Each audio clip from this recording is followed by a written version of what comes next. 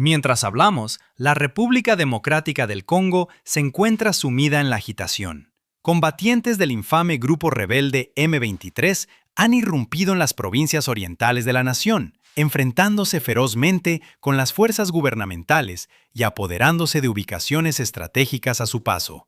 En el centro de este complejo conflicto se alza una figura enigmática, Sultani Makenga, el líder del M23. Makenga presenta su lucha y la de su grupo como una cuestión de supervivencia, enfatizando que él y su movimiento no tuvieron más opción que levantarse ante amenazas existenciales. «Luchamos por nuestra supervivencia», insiste Makenga. «Tomamos las armas porque estábamos amenazados de exterminio. Nos negamos a ser aniquilados sin luchar.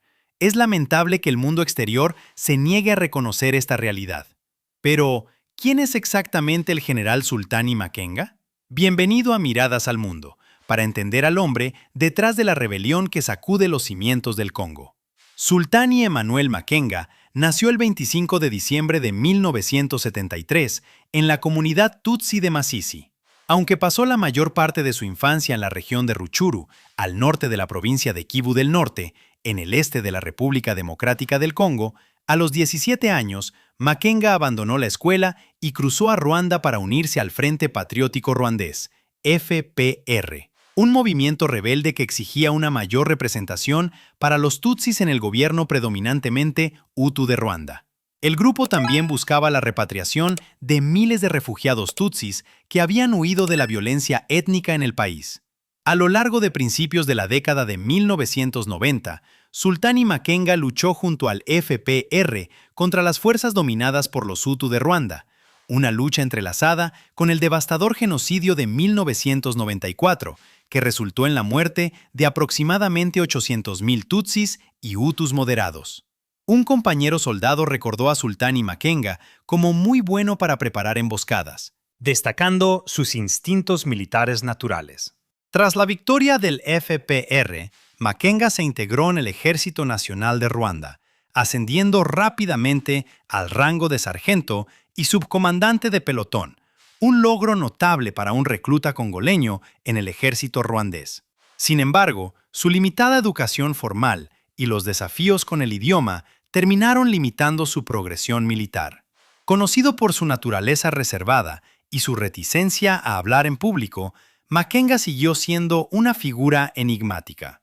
En 1997, Makenga se unió a las fuerzas respaldadas por Ruanda que buscaban derrocar al antiguo gobernante del Congo, Mobutu Sese Seko. Tras la caída de Mobutu, Laurent Désiré Kabila tomó el poder, inicialmente apoyado por Ruanda.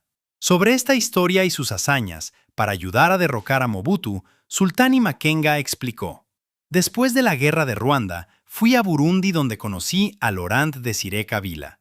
Acordamos luchar juntos después de que él recibiera fuertes recomendaciones de mis superiores en el ejército ruandés.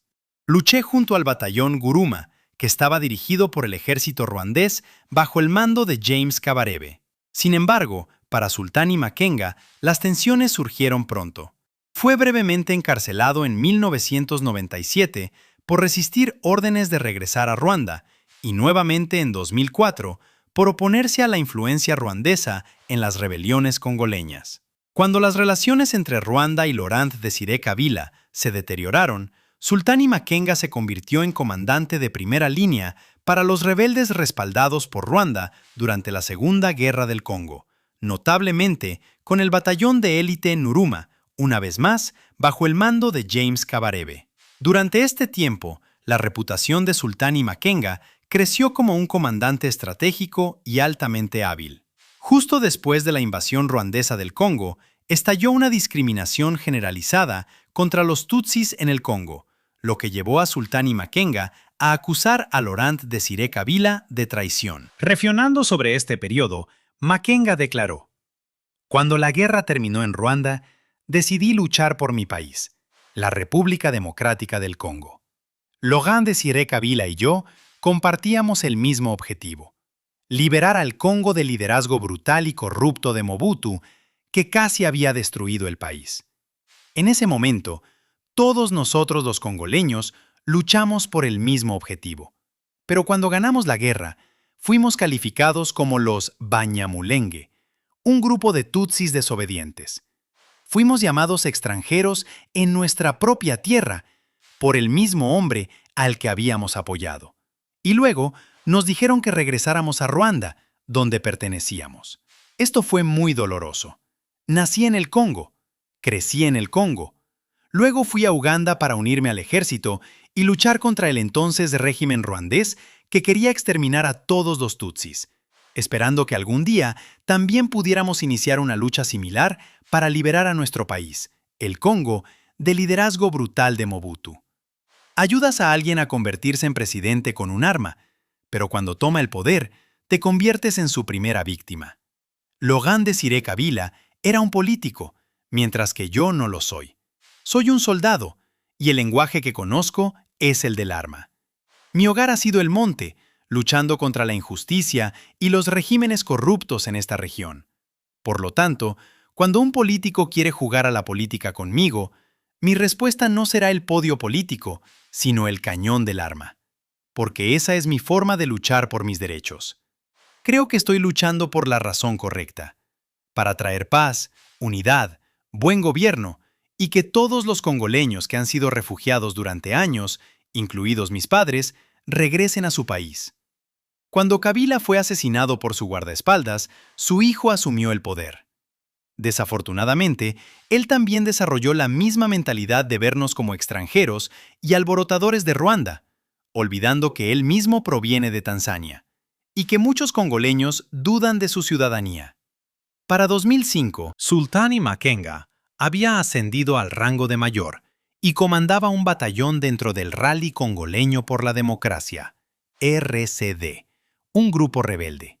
Estacionado en Rutshuru, rápidamente se alineó con el general Laurent Nkunda, quien estaba reuniendo apoyo para su recién formado Congreso Nacional para la Defensa del Pueblo, CNDP.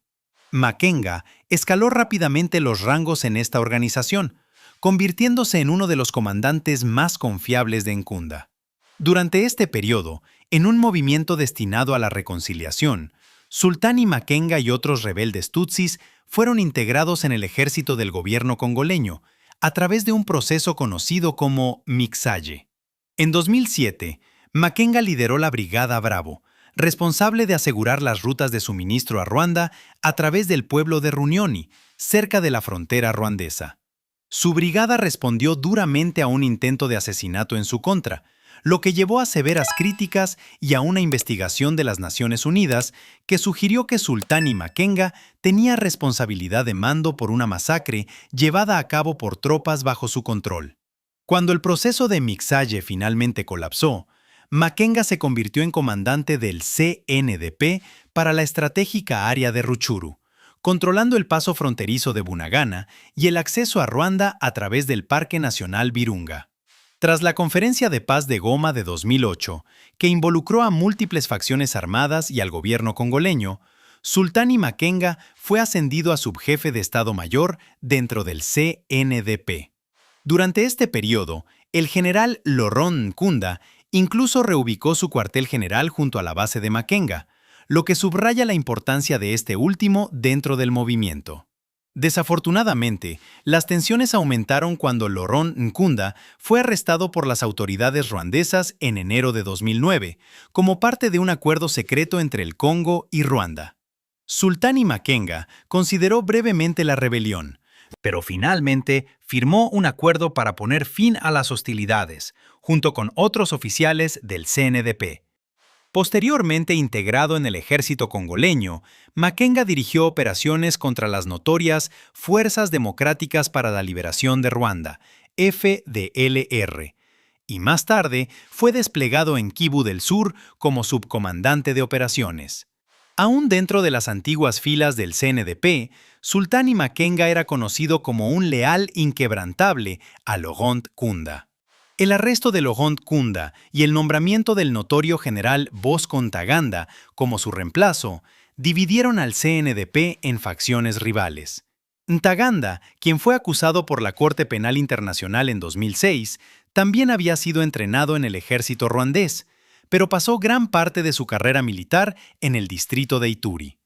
En mayo de 2012, Sultani Makenga desertaría del ejército congoleño para unirse y convertirse en uno de los líderes de la rebelión M23. Fue elevado al rango de general y pronto atrajo la atención internacional al liderar un levantamiento audaz, capturando Goma en noviembre de 2012.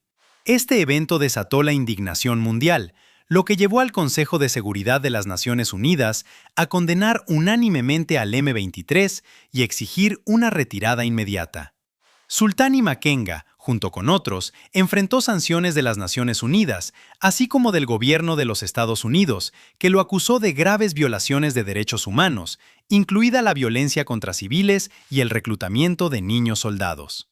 A pesar de estas sanciones internacionales y prohibiciones de viaje, Sultani Makenga mantuvo que el M23 se dedicaba a abordar problemas arraigados que aquejaban al Congo, posicionando su rebelión como una fuerza para el cambio positivo.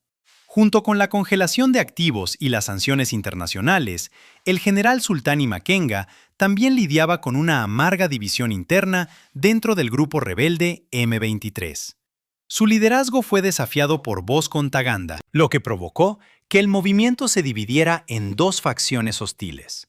Según el Enough Project, una organización sin fines de lucro activa en el Congo, esta rivalidad estalló en una intensa batalla interna en 2013, que trágicamente resultó en la muerte de 3 soldados y 8 civiles. Sultani Makenga finalmente salió victorioso, obligando al general Bosco Ntaganda a huir a Ruanda, donde se entregó en la Embajada de los Estados Unidos.